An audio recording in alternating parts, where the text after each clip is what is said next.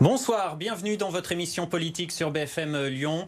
On va parler d'alimentation et d'agriculture ce soir avec notre invité qui est vice-président à la métropole. Bonsoir Jérémy Camus. Bonsoir. Merci d'avoir accepté notre invitation. Face à vous, Lionel Favreau, notre expert politique. Bonsoir Lionel. Bonsoir Léo, bonsoir Jérémy Camus. Directeur de la rédaction de Mag de Lyon, Lionel, magazine qui est partenaire de l'émission. Jérémy Camus, vous êtes donc le vice-président en charge de l'alimentation et de l'agriculture à la métropole de Lyon. Vous êtes aussi par ailleurs élu au conseil municipal à Albigny-sur-Saône. Et votre parcours professionnel, vous avez travaillé en tant qu'entrepreneur social. Votre émission ce soir consacrée à l'agriculture et à l'alimentation. Après la polémique sur la viande dans les cantines scolaires à Lyon, on s'intéresse au projet des écologistes en matière d'agriculture et d'alimentation. Le bio, les produits locaux, va-t-on vers une révolution agricole au sein de la métropole? Le bio, oui, mais à quel prix aussi? On en parle donc avec Jérémy Camus, invité de Lyon Politique. Mais d'abord, l'actualité avec les annonces d'Emmanuel Macron. Le déconfinement, les réouvertures qui sont confirmées, on a le calendrier. Votre réaction? C'est une super nouvelle pour à peu près les 5000 à peu près de restaurants sur l'ensemble de la métropole. Donc autant de familles qui doivent se réjouir aujourd'hui de l'ouverture de ces terrasses.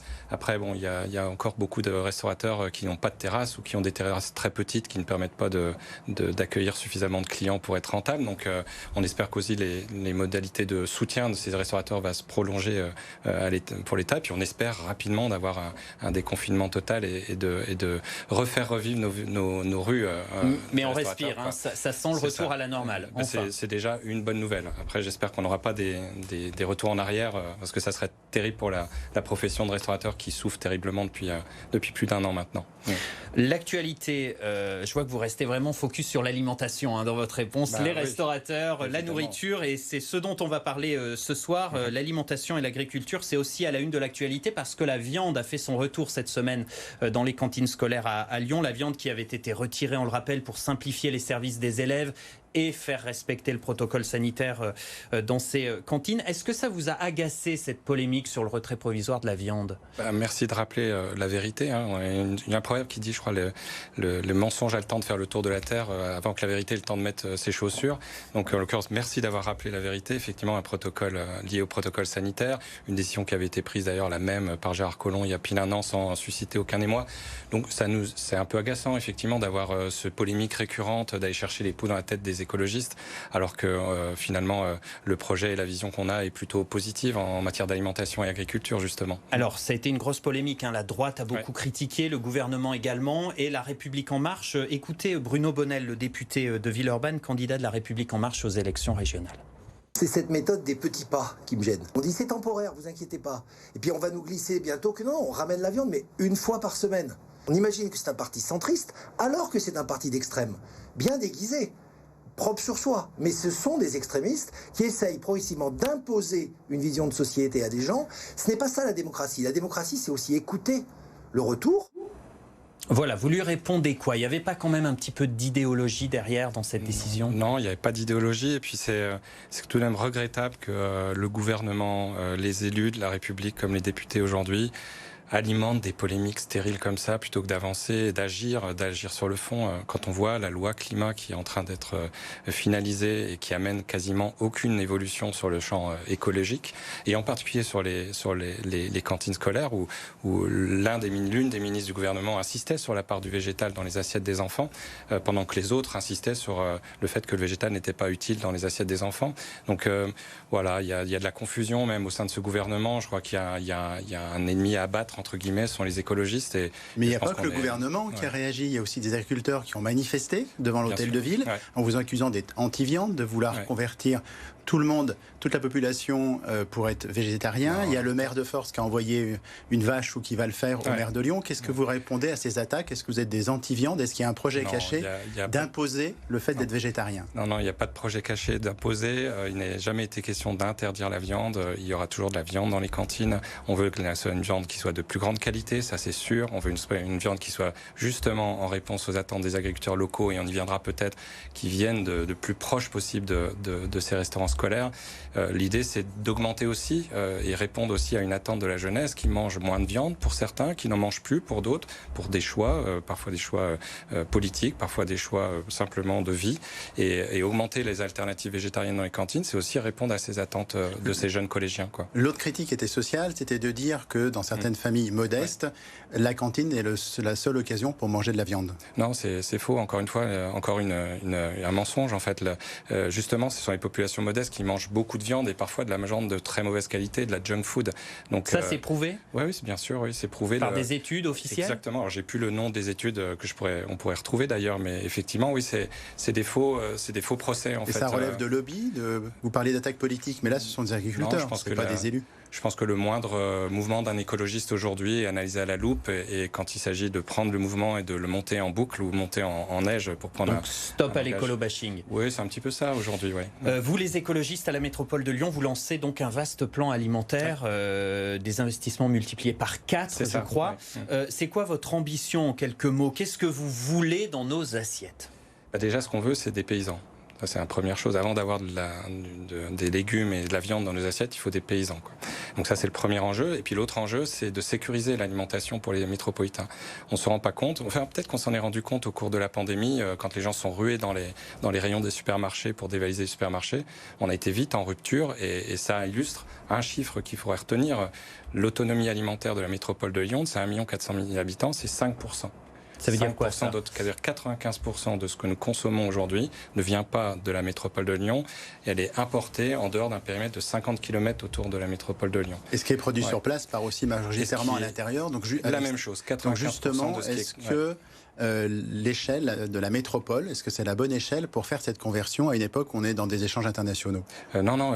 D'ailleurs, le projet alimentaire territorial, il n'est pas limité au périmètre administratif de la métropole et de ses 59 communes. Il s'étend vraiment sur ce périmètre à minima de 50% et de 50 km. Et ce périmètre, on pourrait atteindre quasiment 70% d'autonomie alimentaire si on fléchait l'ensemble de la production. Échange avec les territoires plus ruraux autour de Lyon. Complètement, c'est coopération avec les territoires voisins, les territoires en particulier ruraux, et de changer un peu le paradigme aussi. C'est plus la métropole qui aspire tout, mais au contraire, comment on rentre dans des schémas de coopération. Ils le prennent bien, il n'y a pas d'écolo-bashing dans ces territoires ? Non, c'est même une grande surprise. C'est quand ils voient débarquer un vice-président de la métropole sur un territoire rural, déjà ils sont surpris, et puis ensuite quand ils voient le potentiel de coopération qu'on peut avoir entre nous, alors ils sont d'autant plus surpris. Donc non, c'est plutôt positif, même la relation aujourd'hui avec les territoires voisins. Donc la métropole qui est aussi un territoire rural, parce qu'on a tendance à croire que c'est un territoire urbain, nous, vu de Lyon, on va dire, mais c'est beaucoup d'hectares de terres agricoles. L'un de vos piliers, c'est donc les produits locaux. Comment on favorise cette production agricole locale ? Il faut sanctuariser des terres agricoles, stop à la bétonisation, c'est ça votre credo ? 1 hectare par jour disparaît dans le monde agricole sur le Rhône depuis quelques années. 1 hectare par jour, je sais pas, 10 000 mètres carrés, tous les jours, qui n'est plus cultivé. Donc oui, il y a vraiment une priorité, une urgence à sanctuariser ces terres agricoles, à freiner la chute. Et puis au-delà de sanctuariser les terres agricoles, parce que faut bien produire sur ces terres agricoles, c'est repeupler aussi ces terres agricoles. On a perdu à peu près 40% de nos agriculteurs en 20 ans sur la métropole de Lyon. Il y en a combien d'agriculteurs ? 300 et 350 aujourd'hui agriculteurs, ce qui représente pas grand-chose finalement quand on voit les enjeux en termes de territoire nourricier à créer.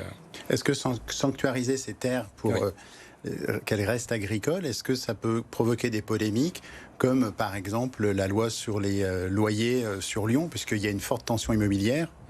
Je pense qu'il y a aujourd'hui un consensus finalement dans la tête de beaucoup d'élus et puis beaucoup d'habitants de l'importance de l'alimentation. Et je pense que la crise Covid, elle a vraiment mis ça en évidence.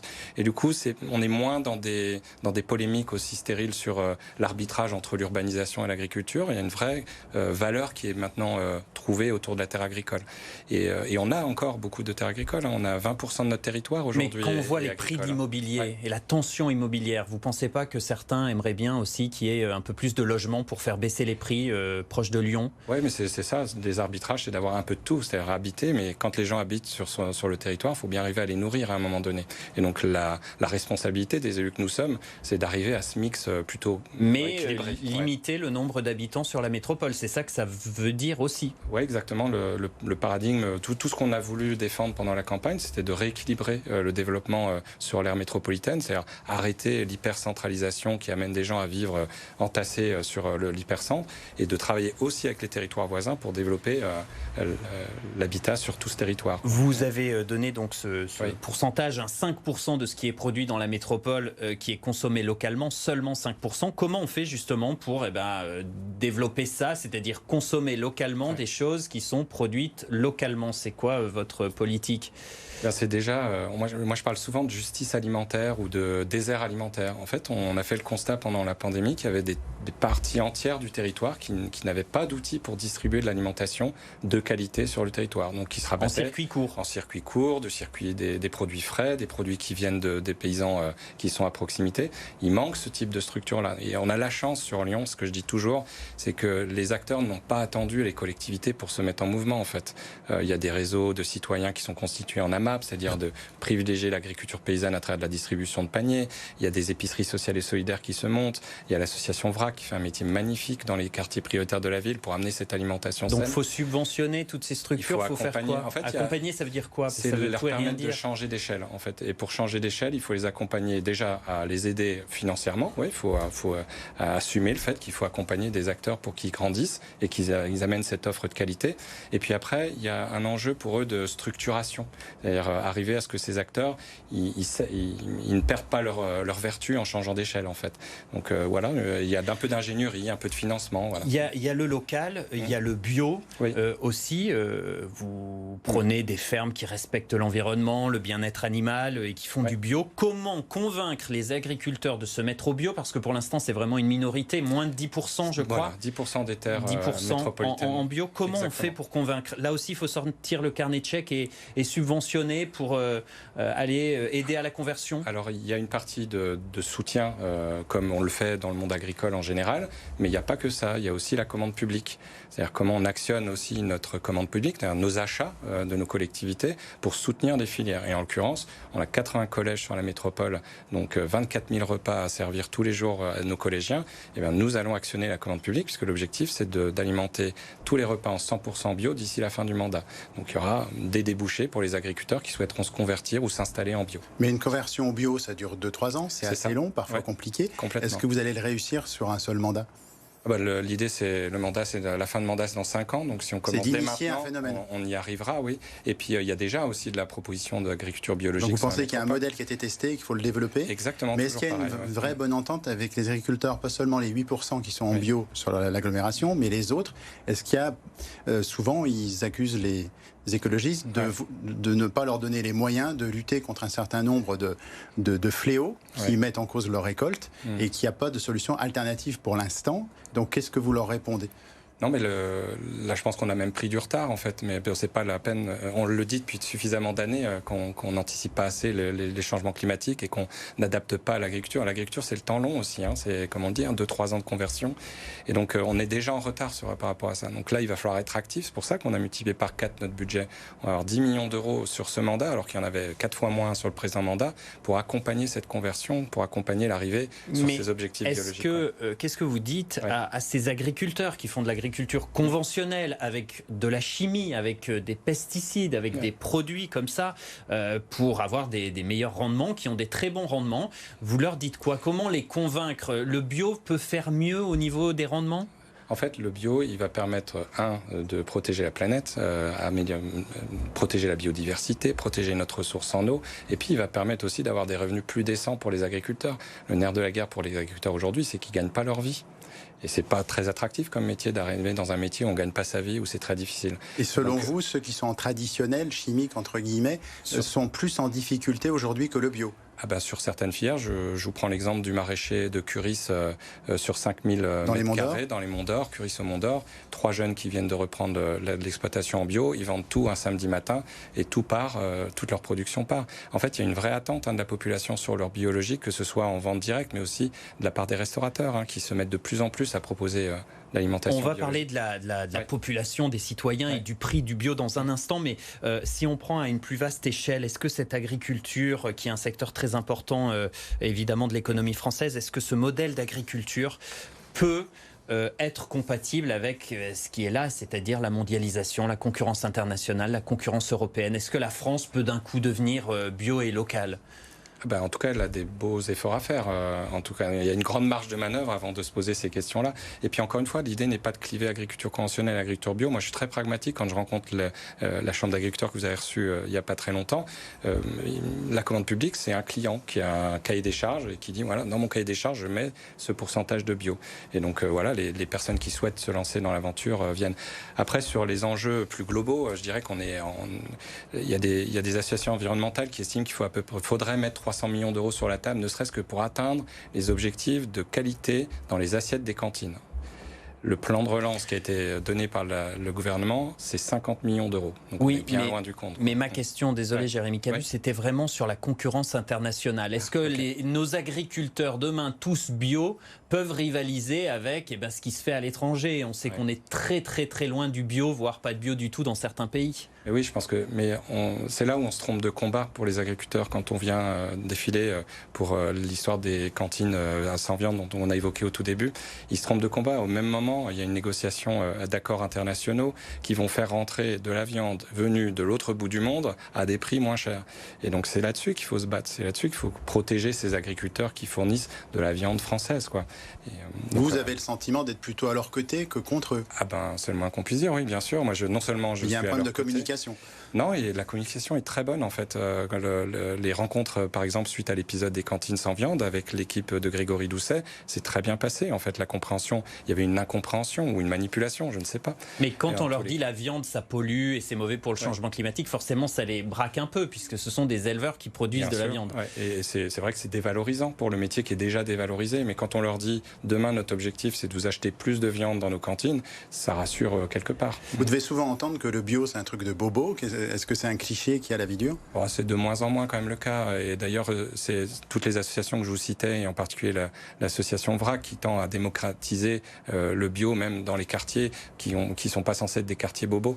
Donc non, je pense qu'on a passé déjà ce cap. Moi, je pense à un débat déjà il y a quelques années, de 5-10 ans. Mais vraiment, vous avez des adresses à nous donner là pour avoir du bio local abordable, parce que c'est ça. Je vous invite à aller sur le site de la métropole. On a créé une carte qui amène les gens à trouver des sources d'approvisionnement en nourriture bio, de qualité et locale. Donc il faut une démarche citoyenne, c'est aussi comme ça qu'on va développer tout ça, cette agriculture-là et cette alimentation-là. C'est une démarche citoyenne derrière? Complètement. Tout est lié en fait. On ne peut pas travailler que sur l'amont. Il y a aussi toute une démarche d'éducation à l'alimentation, à renouer avec l'alimentation fraîche, renouer avec la cuisine aussi. Et on rejoint d'autres sujets qui sont la mise en valeur de tous ces métiers.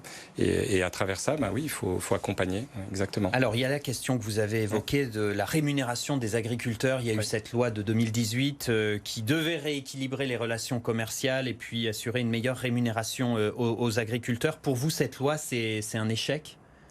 Oui, on n'est pas à la hauteur non plus. Enfin, l'échec, on le voit tous les jours. Il y a des agriculteurs qui se donnent la mort parce qu'ils n'ont pas la capacité de vivre de leur métier.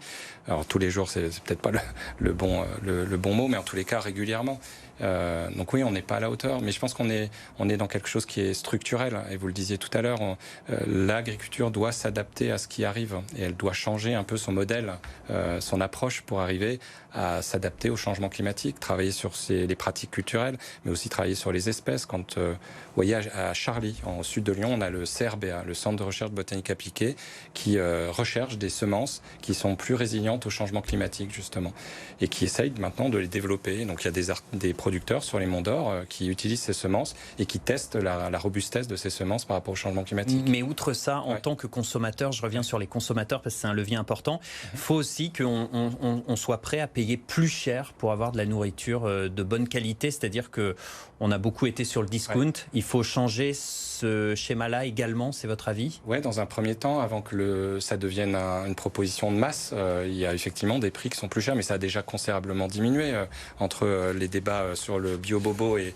le bio de maintenant, on voit que l'accessibilité est là. Donc vous attendez des consommateurs, comme on dit parfois. Bien sûr, ouais. En fait, on est aussi citoyen à travers ce qu'on met dans notre assiette, et donc on est aussi responsable de ce qu'on met dans notre assiette. Ouais. Alors un mot des viticulteurs et des arboriculteurs de la métropole et du Rhône qui ont subi évidemment cette grave catastrophe. C'était il y a 2 semaines l'épisode de gel qui a tout cassé, ou en tout cas en grande partie. Écoutez ce que nous disait cette semaine sur BFM Lyon le président de la Chambre d'agriculture du Rhône et de la métropole. Aujourd'hui, nous, on estime que la viticulture va sans doute perdre un tiers de sa production. Chez nous, dans le Rhône ? Oui, dans le Rhône, notamment sur le secteur Beaujolais. Et puis sur l'arboriculture, on est aussi sur des chiffres qui sont assez différents des variétés et des espèces. Et les plus touchés sont effectivement les arbres qui étaient le plus en avant, c'est-à-dire les cerisiers, les abricotiers, les pêchers. Et là où on a aujourd'hui quand même des pertes qui sont assez considérables. Alors il y a des aides exceptionnelles de l'État. Est-ce qu'il y a un soutien financier prévu de la part de la métropole ? Alors oui, d'abord, on était avec eux tout de suite après les événements. J'ai convoqué la chambre d'agriculture, la préfecture pour travailler avec constater les dégâts. Il faut le dire, 80-100% de pertes sur l'arboriculture.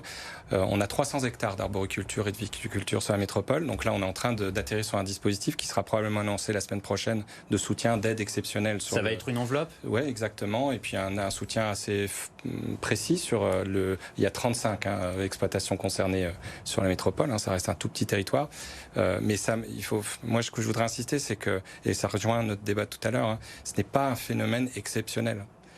Tout le monde et les arboriculteurs en premier sont d'accord pour dire que c'est récurrent, le gel, la sécheresse. On a eu un arrêté sécheresse quelques jours après la période de gel. Justement, est-ce que ces aléas de la météo sont pour vous directement liés au réchauffement climatique ? Clairement, le gel n'aurait pas eu de conséquences si quelques semaines plus tôt il n'avait pas fait chaud et que finalement les arbres se mettent en fleurs et qu'on ait une... Parce qu'on parle parfois de réchauffement climatique, c'est plutôt un dérèglement en fait. Non, c'est plutôt du réchauffement en l'occurrence là. Mais sur le long terme, voilà, exactement. Avec des dérèglements. Et on aura a priori des impacts comme ça saisonniers qui vont se nature grêle, nature gel, sécheresse. On ne parle pas assez de la sécheresse. Donc pour vous, il y a une prise de conscience des professionnels. Ah ben oui, à force de subir les vagues et les vagues incessantes, c'est décourageant. À Irigny, on a rencontré 2 producteurs, 2 jeunes qui reprennent une exploitation. On les aide justement à développer leur activité en mettant en place un bâtiment pour de la transformation. Ils vont se retrouver là, sans aucun fruit à mettre dans leur bâtiment qui est tout neuf. Mais si on vous suit, Jérémy Camus, vous êtes en train de nous dire que demain, tous les agriculteurs vont voter vert. Il y en a déjà une partie. Pour tout dire, il n'y a pas un clivage entre l'opinion politique et les agriculteurs. Et puis, je pense qu'effectivement, il y a une vraie prise de conscience des agriculteurs, des enjeux qui les attendent. Et en fait, c'est parmi les premiers touchés par ce changement climatique, parce que c'est eux qui sont en contact de la nature, en fait. On va écouter le dernier agriculteur de Lyon. Il s'appelle Louis Perrault, il est dans le 9e arrondissement, il a des fruits, des légumes et il va bientôt partir à la retraite et il ne trouve pas de repreneur pour sa ferme. BFM Lyon l'avait rencontré il y a quelques mois. Je suis né ici à la ferme en 62 et donc j'ai toujours vécu ici à la ferme et j'y tiens quoi. J'ai mes racines ici en fait. J'ai une partie en fruits et après une partie en légumes. J'ai même un petit bout de vigne à côté. Et après, vous voyez, on est entouré tout autour d'immeubles et donc on est bien à Lyon. J'ai pas d'enfant, donc ça serait bien que je puisse retrouver un repreneur et que ça puisse rester sur cette base-là. Voilà, très simplement, est-ce que la ville de Lyon, la métropole de Lyon, ont prévu quelque chose pour l'aider, pour sauver cette ferme ? Moi, je connais bien ce territoire parce que je suis élu sur le Val-de-Saône, donc je connais très bien. Et effectivement, oui, c'est un enjeu fort, symbolique même, de préserver la dernière ferme agricole sur la ville de Lyon. Donc c'est dans le 9e arrondissement. Et vous allez faire quoi alors ? On va probablement accompagner le projet qui va se monter et peut-être même prendre la main sur le projet. On a pour vocation aussi à un moment donné de monter en puissance sur l'activité agricole en tant que métropole en créant une régie agricole métropolitaine. Pourquoi pas sur ce lieu en l'occurrence. Et vous imaginez des fermes urbaines dans des arrondissements de Lyon, à l'échelle des arrondissements ? Oui, c'est un autre gros travail, c'est d'aller optimiser tout le foncier, toutes les terres qui ne sont pas exploitables au cœur de ville. Et donc prendre l'exemple du 8e set dans le 8e, 500 mètres carrés de maraîchage, en pied d'immeuble, au cœur même d'une cité, avec une exploitation maraîchère et vente directe au pied d'immeuble. Donc oui, c'est une volonté de multiplier ce type d'initiative. Allez, on passe à la toute dernière partie de Lyon Politique.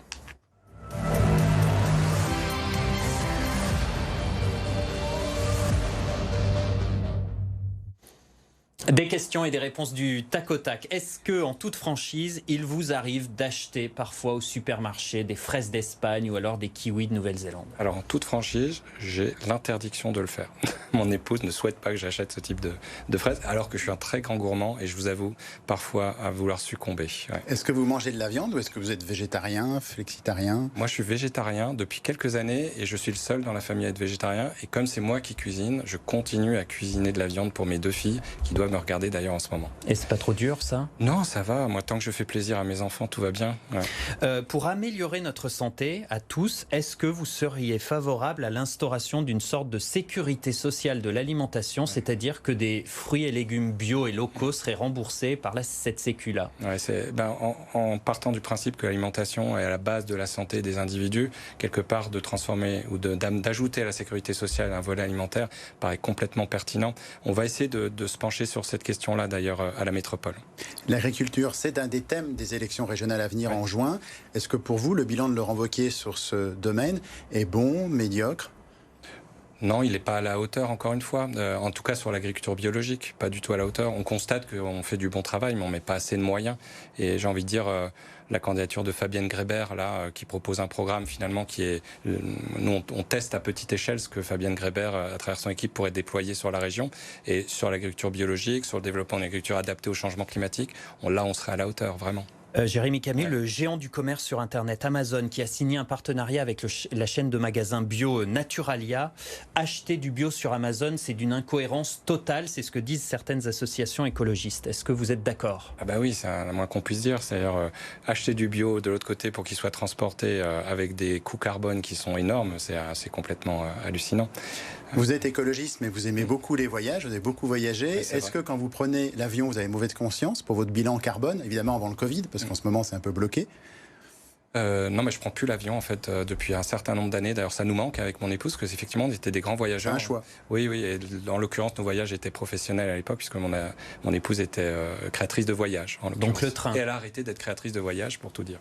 Donc le train. Le train, oui. Et le vélo, j'ai équipé mon vélo moi-même en électrique, pour tout dire. Vous voyagez à vélo. Merci d'avoir été avec nous, Jérémy Camus. Merci Lionel et merci à vous d'avoir suivi l'émission. Rendez-vous jeudi prochain pour un nouveau Lyon Politique. Merci beaucoup.